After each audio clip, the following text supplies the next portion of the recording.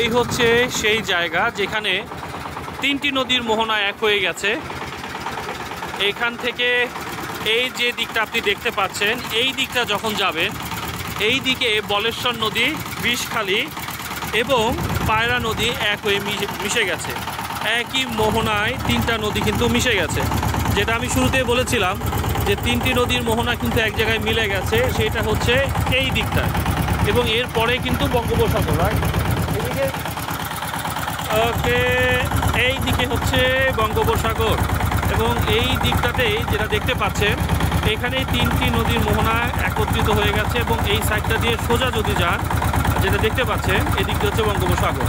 আর আমরা এখন হচ্ছে এই চরটা আমরা লিভ করছি, চর থেকে বেরিয়ে গেছি লালদিয়ার চর। এই লালদিয়ার চর দিয়ে বের হয়ে আমরা আবার ফিরে যাচ্ছি যেখান থেকে আমরা জার্নি শুরু করেছিলাম আজকে সকালের জার্নি যেখান থেকে শুরু করেছি, ঠিক সেই জায়গায় আমরা আবার ফিরে যাচ্ছি। সো আমার ধারণা আপনারা এনজয় করেছেন বা স্টিল এনজয় করছেন এই ভিডিওটি। এটা একটা মানে আমার কাছে আবার আরেকটা এক্সপিরিয়েন্স মনে পড়ছে, সেটা হচ্ছে রাতারগুলের যে সোয়াম ফরেস্ট। এই খাল দিয়ে যখন আসছিলাম তখন মনে হচ্ছিল যে রাতারগুলের যে সোয়াম ফরেস্টের যে এক্সপিরিয়েন্স অনেকটা ক্লোজ টু রাতারগুল।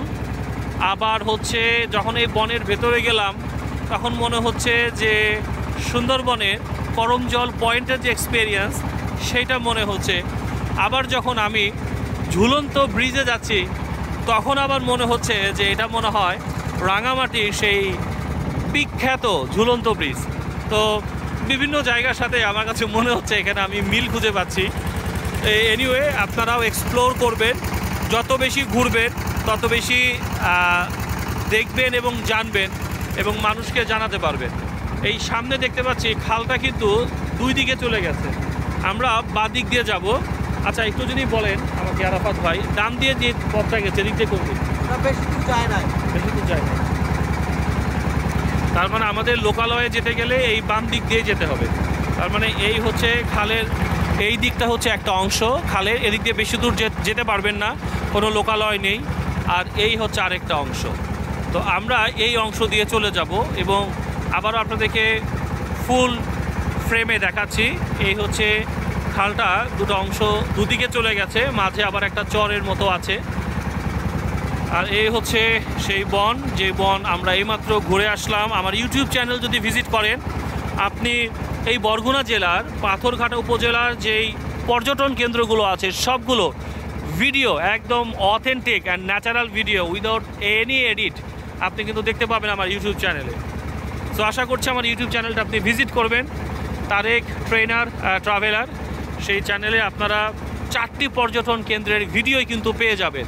আমি আবারও বলছি, এখানে 4টি পর্যটন কেন্দ্র খুবই মানুষের কাছে পপুলার। তার মধ্যে একটা হচ্ছে হরিণঘাটা পর্যটন কেন্দ্র, একটা হচ্ছে বিহঙ্গ দ্বীপ, একটা হচ্ছে লালদিয়ার চর এবং আরেকটা হচ্ছে নীলিমা পয়েন্ট। এই 4টা। এছাড়াও কিন্তু আরও একটা জায়গা আছে যেটা হচ্ছে টুলু পয়েন্ট, রাইট?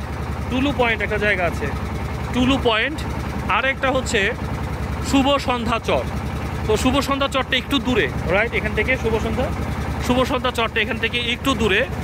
আর নীলিমা পয়েন্ট বা যেটা হচ্ছে আপনার টুলু পয়েন্ট যেটা আছে, এই দুইটা জায়গা যদি ঘুরতে চান তাহলে কিন্তু আপনাকে অবশ্যই একটু সদরে যেতে হবে, কারণ আমরা একদম শেষ প্রান্তে আছি।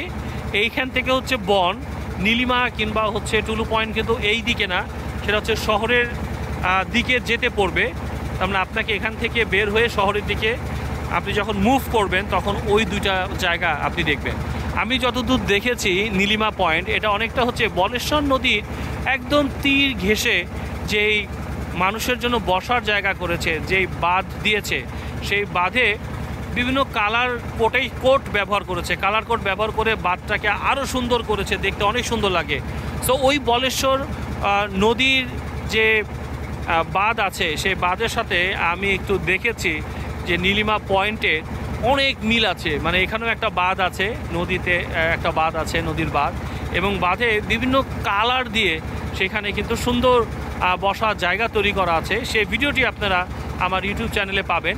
সো যদি আপনারা 4টি ভিডিও একই চ্যানেলে দেখতে চান তাহলে প্লিজ আমার চ্যানেলটি ভিজিট করেন এবং ভিজিট করলেই আপনি কিন্তু সবগুলো ভিডিও দেখতে পাবেন।